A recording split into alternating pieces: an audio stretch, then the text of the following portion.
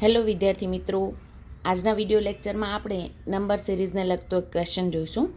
આપણે સિરીઝ આપેલી છે 4, 6, 10, 18, 34 અને ક્વેશ્ચન માર્ક. આપણે નજીકની સંખ્યાઓ છે એટલે ડિફરન્સની રીતે ચેક કરીએ.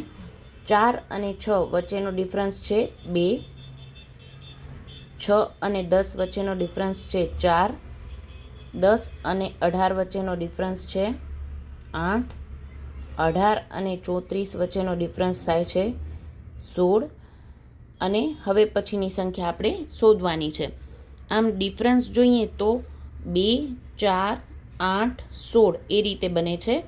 એટલે કે ડિફરન્સ ડબલ થાય છે. અહીંયા સરવાળો થાય એટલી સંખ્યા વધતી જાય છે, જ્યારે અહીંયા સંખ્યાનો ગુણાકાર થતો જાય છે, એટલે કે ડબલ થતી જાય છે. ગુણ્યા 2, 2 દુ 4, 4 દુ 8, 8 ગુણ્યા 2 16.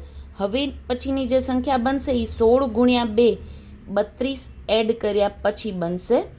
એટલે 34 પ્લસ 32 કરીએ આપણે, એ જવાબ આપણો નવી શ્રેણી બનશે.